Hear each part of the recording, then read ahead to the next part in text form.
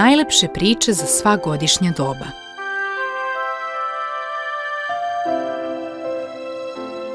Kako je Maui pokorio sunce? Polinežanski mit.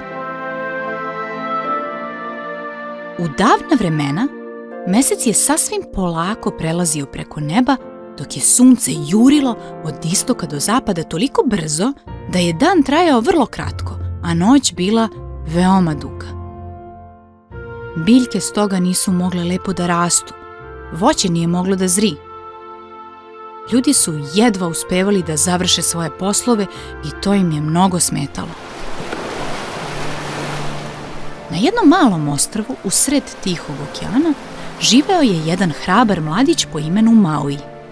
Jednog popodneva njegova majka iznese koru drveta da se suši kako bi posle od nje napravila tapu, tkaninu koja se kod njih koristila. Ali sunce odjednom zađe i pade mrak. Žena, kojoj je to već dodijalo, ljutito povika: "Dan je suviše kratak, ništa ne stižem da uradim." "Ne brini, majko, uhvatit ću sunce i naterat ću ga da uspori," obeća joj Maui, na šta ona odvrati. "Valjalo bi stvarno sunce uhvatiti. Dan će biti duži, noć će da se skrati. Samo moraš znati, lako neće biti, pa za pomoć babi svojoj se obrati."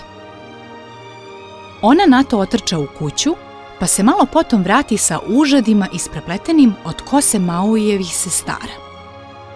"Uzmi ovo," reče ona, "i time veži sunce, a baba će ti reći sve ostalo." Mladić pođe u planine kod babe koja je živela u krateru ugašenog vulkana.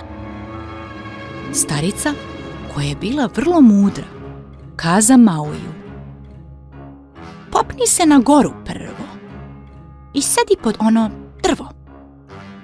Tu ti valja sačekati, jer sunce će tu da svrati." Starica je inače svakog dana pekla banane i ostavljala ih pod drvetom zvanim Vili Vili, a sunce bi svaki put svratilo da ih pojede. Dala je unuku sekiru i još jedno uže. "Dobro, sad imaš sve što ti je potrebno da uloviš sunce," reče ona. Mladić joj zahvali i ode do onog drveta, no pošto beše noć, on potraži sebi neko skrovište. Nađe ga među korenjem, pa se zavuče tu i stade da čeka zoru. Dugo je čekao, ali sunce se naposletku pojavi na obzorju i poče da se penje uz planinu svojim zlatnim zracima. Čim je prvi zrak pružilo ka Vili Viliju, Maui ga uhvati u omču. Sunce se otimalo da se oslobodi, ali mladić je bio brz kao munja i lako ga je uvezao ostalim užadima.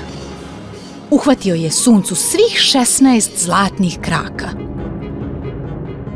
Kad je uhvaćeno sunce ugledalo sekiru koju je Mauiju dala baba, ono se prepade i zavapi: "Nemoj me ubiti, preklinjem te!" A mladić mu na to reče: "Pustit ću te, užad rasporiti, ali obećaj da ćeš usporiti." "Nikad," odbi ga sunce. Njih dvoje nastaviše tako da se prepiru i pogađaju, a onda se na kraju dogovoriše. Polovinu godine, tokom jeseni i zime, sunce će brzo prelaziti preko neba i noć će biti duža od dana, a drugu polovinu godine, tokom proleća i leta, usporit će, pa će dan biti duži od noći. Kad su sklopili dogovor, Maui oslobodi sunce, koje potom ostade tu da se odmori i pojede one banane. U podne je ponovo krenulo preko neba, no ovaj put sasvim polako.